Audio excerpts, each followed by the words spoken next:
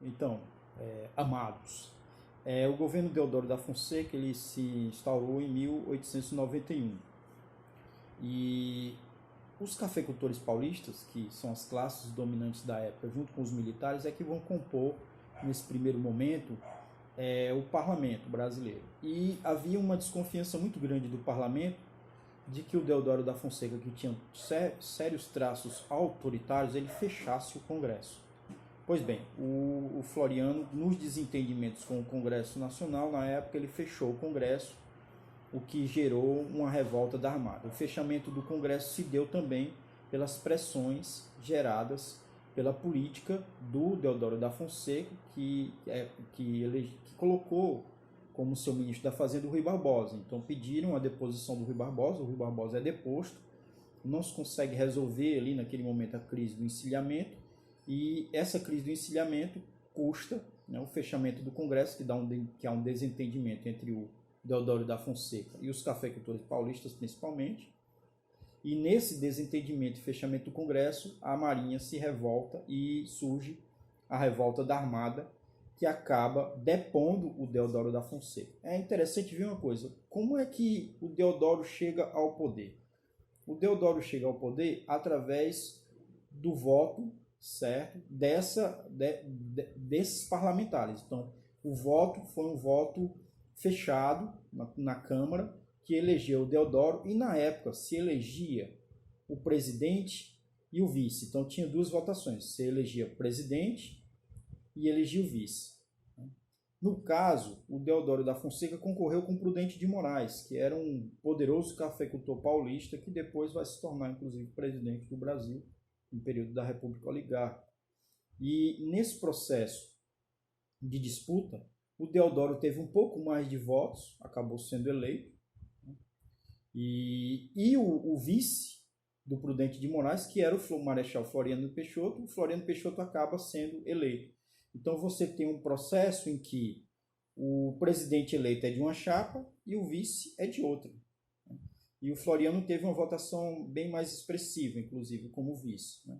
É uma característica que aconteceu. Pois bem, com a revolta da Armada, retomando aqui o raciocínio, com a revolta da Armada, o presidente Deodoro da Fonseca ele é destituído do poder e, pela Constituição, assume o vice, que tinha uma cláusula na Constituição que gerava um problema, que era se o vice assumisse com pouco tempo de mandato do Deodoro, ele tinha que convocar eleições. O Floriano disse que não entendia assim, e dá prosseguimento ao seu governo e começa a tomar algumas medidas importantes na época, que foi tentativa de um processo incipiente, pequeno, mas uma tentativa, um processo de industrialização, que desagradou muito os cafeicultores paulistas, porque os cafeicultores paulistas queriam que todo o capital, todo o dinheiro, todas as medidas girassem em torno da produção cafeeira, ou seja, girassem em torno dos cafeicultores.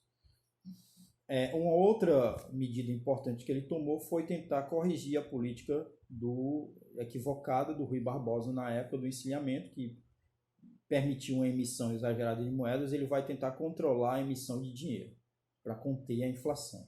E por último, ele adota uma série de medidas populares com que faz com que ele tenha um apoio do povo e da classe média da época, chamada classe média ou pequena burguesia da época. Ele adota a redução do preço dos aluguéis, redução do preço da carne, porque na época o encilhamento gerou uma inflação muito forte, e um plano de construção de obras públicas que absorve desempregados. Fala-se que o Floriano, com essas medidas, ele ganhou uma parte da população que vai defendê-lo, inclusive, nas revoltas que ele enfrenta, que foram justamente duas revoltas. Né? O Floriano Peixoto é considerado o marechal de ferro para muitos, né?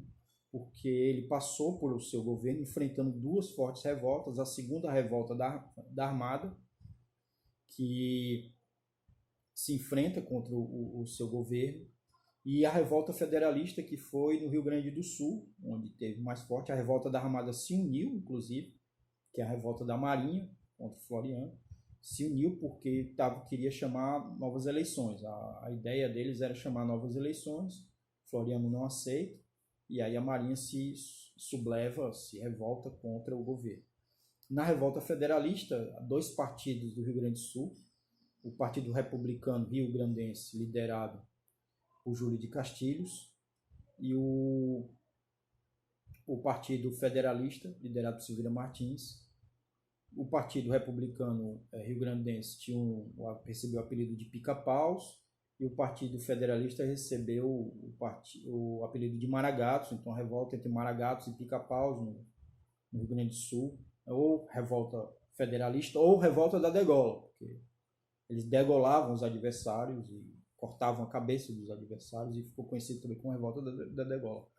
O Floriano Peixoto ele reprimiu fortemente a revolta federalista, e a vitória ficou com o Partido Republicano Rio-Grandense, com Júlio de Castilhos, que tinha as mesmas propostas de uma república como o Floriano queria. Então, o Floriano foi até o fim do seu governo e saiu do governo, foi de 1891 a 1894, cumprindo o seu mandato, e sumiu da vida política, nunca mais atuou na vida política. E a próxima aula que eu vou falar é o capítulo 6, a ideia é fazer o capítulo 5, 6 e 7, certo? E apresentar um plano de questões para vocês, e assim eu vou para quase a metade do livro, mantendo a promessa de acabar esse livro o mais rápido possível para a gente fazer revisão de outros assuntos da história. Um abraço, fiquem bem, fiquem em casa, tá certo? Entre a ignorância e a ciência, a gente continua escolhendo a ciência. Um abraço a todos, espero que a família de vocês e todos vocês estejam bem. Um abraço.